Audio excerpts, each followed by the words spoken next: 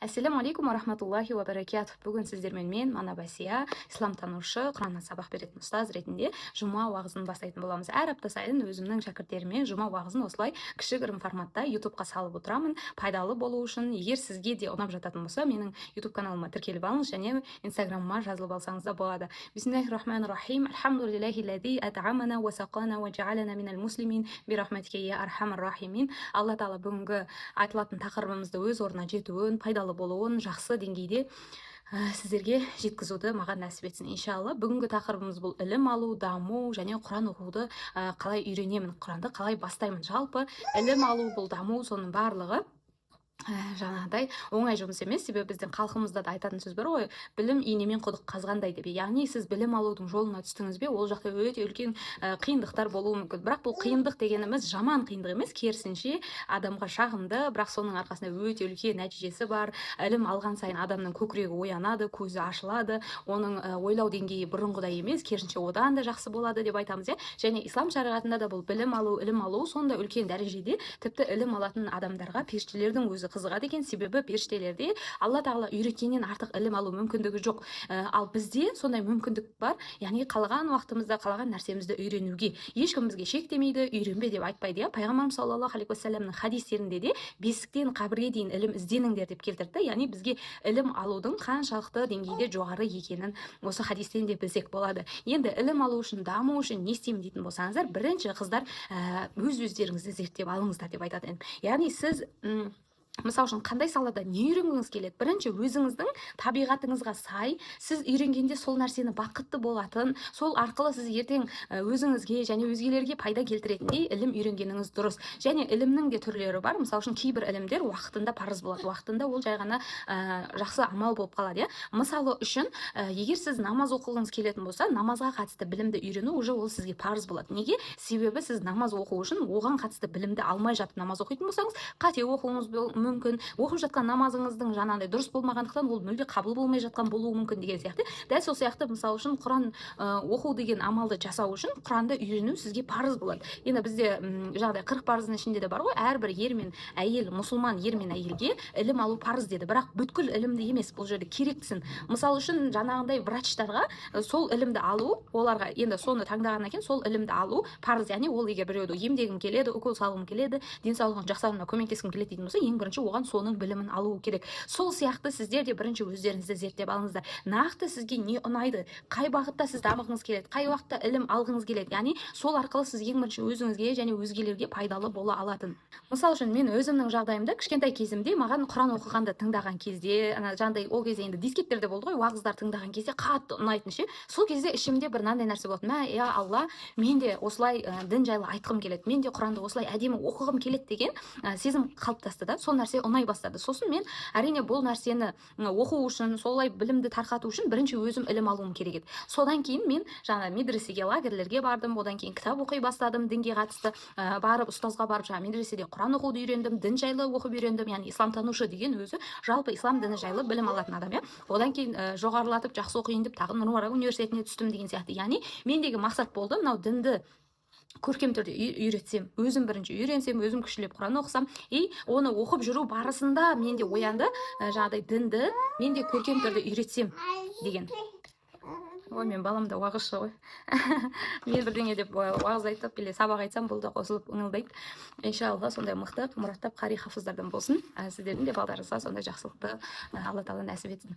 Жалпы қыздар, сондықтан да сіз дамуды бастаудың алдында өз-өзіңізбен жұмыс жасап алыңыз, өзіңізді танып алыңыз, не істеу керек, не қылу керек, Бұның барлығын мен жаңа өзім кішкентай кезімнен білім алам деген кезде медресеге барамын, мен осы жерде оқимын, мына нәрсені үйренемін деп кішкентай кезімнен өзімнің ата-анама мен өзімнің қалауларымды айтатынмын. Яғни кішкентайсың ғой әлі деген сияқты нәрселер айтатынса, жоқ, мен оны қалаймын, мен орамал таққым келеді деп өзім кішкентай бір жасым 9-10 жасымда өзім 9 жасымда өзім айтқанмын, мен орамал таққым келеді, болды. Андай олар кішкентайсың анау деген кезде жоқ, бұны мен өзім қалаймын, мен өзім білемін, сондықтан мен орамал тағамын, мен медреседе оқығым келеді, мен мынандай білім алғым келеді деп әрдайым өз-өзіммен нақты шешім шығаратын. Ал оның алдында мен не істедім? Әрдайым өзіммен өзім жүрген кезде сұрақ қоятын. Айсия, саған не ұнайды? Сен қолыңнан не келеді? Не жасағың келеді? деген сияқты сұрақтар қою арқылы өзіммен өзім сосын мынау ұнайды екен, мынау ұнайды деген сияқты солай жасайтынмын. Енді даму үшін қыздар, егер өздеріңізді әлі таппай жүрсеңіздер, мысалы үшін қазір жасы 30-дан 40-тан асқан отбасылы қыз келіншектер ғой, енді менде в основной аудитория сол кісілер, мысалы үшін әлі де өзін нақты не жақсы көретінін білмейтін, не істеу керек екенін білмейтін кісілер болатын болса, менде негізі даму деген телеграмда сабағым бар. Если соны алып көрсеңіздер болады, өздеріңізді табу үшін, өздеріңіздің қалауларыңызды түсіну үшін көптеген жағдай білімдер берілген, қарапайым әрі жеңіл түсіндірілген. Ол жақтағы нәрселердің көбісін мен өзім жасағанмын, өзім оқып жүрген нәрселерім. Ал одан кейін қыздар, даму соның ішінде жады ілім алуға келген кезде нақты сіздің қолыңыздан не келеді. Мысал үшін бір қыздар бар, бір қыз келіншектер бар, олар тоқыма тоқығанды бұрын қыз кезінде жақсы көрді, істей алады, қазір тастап қойған мүмкін, бірақ оны істей ала ма? Демек есіне түсіру керек та, сол нәрсені әлі де істегісі келе ма? Онда соған қатысты білім алып, соны кәсіп қылсаңыздар болады қыздар. Мысал үшін тоқыма тоқу арқылы әдемі балаларға киімдер тоқып сатуға болады деген сияқты, немесе жаңағыдай бір қыздар болуы мүмкін, каллиграфияны жақсы көреді, яғни әдемі жаза алатын болады, оның жазуы сондай. И сенесіздер ма, сол әдемі жазудың сабағын алып үйренсеңіздер, қазіргі уақытта сондай әдемі жазатын, мен бір қызды танимын, ол әдемі жазуды өте әдемі жазатын болғандықтан оны мықты брендтер өздерінің компаниясына жұмысқа шақырған, потому что ол олардың ана запискасына қолмен жазып беру үшін әдемілеп, жаңағыдай компьютермен емес та, көрдіңіздер ма? Сол сияқты жасасаңыздар болады. Немесе жаңағы кітап оқыған, кітап жайлы ақпараттар, кітап ұнайтын болса, міне кітап деген не, кітап оқыңыз, сөйтіп сол жайлы өзіңіз ақпарат беріп бастаңыз. Мысалы үшін сіз білетін ақпаратты басқа адам білмеуі мүмкін да, оның қолынан сол сіз істей алатын нәрсені істеу келмеуі мүмкін. Сол нәрсені айту арқылы да қыздар көмектесуге болады. Енді соның ішінде Құран үйренуге келетін болсақ, Құран дегеніміз бұл жалпы қыздар, жаным балам, қазір сәл секунд шыда. Бұл балада. Құран оқуға, Құран үйренуге келетін болса, қыздар, бұл Құран Алла Тағаланың ұлы нығметі, бұл Алла Тағала Құранда бұл ашық тура жол және шифа деп айтады, нұр деп айтады, сондай қараңғылықтан нұрға шығарушы деп Құранда көп Құран жайлы айтылады. Және Құранды үйрену үшін ең басты қыздар ниет керек. Яғни бұл Құран Алла Тағаланың ұлы нығметі, оны үйрену үшін жаңағыдай адамда ең бірінші ниет мықты болу керек. Ниеттен кейін тұрақтылық керек қыздар. Құранды үйрену деген сөз, Құранға дейін біз араб әліппесін үйренеміз деген сөз. Яғни арабша әріптерді түсініп, танып, соны оқи алатын деңгейге жетіп алуымыз керек деген сөз. Ал ол үшін сіз ең бірінші тұрақты, сол нәрседе мықты болуыңыз керек. Қандай жағдай болмасын, сабақты тастамайтындай деңгейде өзіңізге сенімді болуыңыз керек. Одан кейін бастап кету қыздар.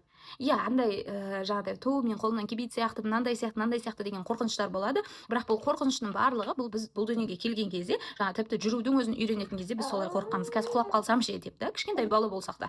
Сол сияқты бұл дүниеде жаңағыдай кез келген нәрседе тәуекел ете білу керек. Тәуекел жасауды үйренуіміз керек. Сондықтан да тәуекел етіп бастап кету керек. Ал енді сонда да өзің бастап, соңына жете алмай, көп уақытыңызды құртып алмас үшін қыздар, не істейсіздер? Мықты ұстаз табасыздар да, ұстазға тапсырасыздар. Ұстаз сіздерге бағыт-бағдар береді. Яғни мынаны оқы, мынаны былай жаса, мынаны былайынан оқы деген сияқты, мынау мынандай болады деп сіздерге алдыңыздан былай айтқан кезде, ана Қазақстанның картасы деген сияқты нақты сізге сурет салып береді да, карта салып береді. Осыны осылай жасасаң, міне Құранды мынанша уақытта үйренесің деп. Мысалы үшін мен өзім де қыздарға уже 5 жылдан асты Құран үйретіп жүргеніме, Аллаға шүкір, 7 жастан 70 жасқа дейін жаңағыдай қыз келіншектерге, апаларымызға үйретіп жүрмін. Сол кездегі бір түсінген нәрсе, адамда ең бірінші ниет болса, тұрақтылық болатын болса, және ұстазы болатын болса, ол адам міндетті түрде нәтижеге жетеді. Көрдіңіздер ме? Сондықтан да Құран үйренгім келеді деп жүрген қыздар, уақыттарыңызды жоғалтпай, әрекеттеріңізді жасап бастаңыздар, ұстазға барыңыздар,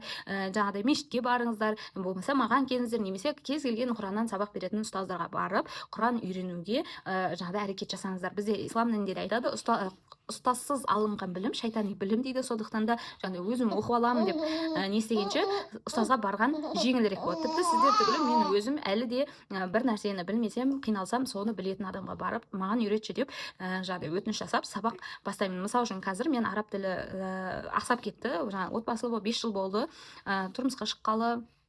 Бала босанып жүріп, кішкене оны қайталамағандықтан араб тілім ақсап қалды. Сол үшін мен өзім білетін адамға барып, маған араб тілін қайтадан үйретші деп, қайтадан сабақ бастап жатырмын. Аллаға шүкір, бұрынғы білетіндерім жаймен еске түсіп жатыр, білмейтіндерім болса үйреніп жатырмын. Өзім оқи аламын деп, өзім кітапты ашып алып оқимын десем де, ана жақта ұстаз болғандықтан оған тапсыруым керек қой деп дайындаласың да. Если өзім оқи беремін деп жүрсем, бір күні оқимын, ертесіне қазір қолым бос емес, қазір шаршап тұрмын, анау-мынау деп сылтау көбейіп кетеді. Сондықтан да ұстазға тапсыру, ұстаздан бірге жүру, ол өте жақсы, адамды нәтижеге жетуіне көмектеседі. Кейде болады ғой жаңағыдай мотивацияң сөніп, желаниең болмай қалған кезде де ұстазға айтатын болсаң, ұстаз сізге нақты жол, бағыт, бағдар беретін болады. Жалпы осымен қыздар, сіздерге айтқым келетіні, ең бірінші өздеріңізді зерттеңіздер, қандай білім алған ұнайды, қайсы істі істегенде бақытты боласыздар, соған қарай ізденіп білім алыңыздар. Егер дамуды қалайтын болсаңыздар, маған жекеге жазыңыздар, сол даму сабағын алуға сіздерге жалпы даму сабағы жайлы ақпарат беретін боламын. Алла тағала ілімдеріңізді арттырсын, өмірлеріңізге береке берсін. Иншалла келесі жұмаға дейін кездескенше, ассаламу алейкум ва рахматуллахи ва баракатух.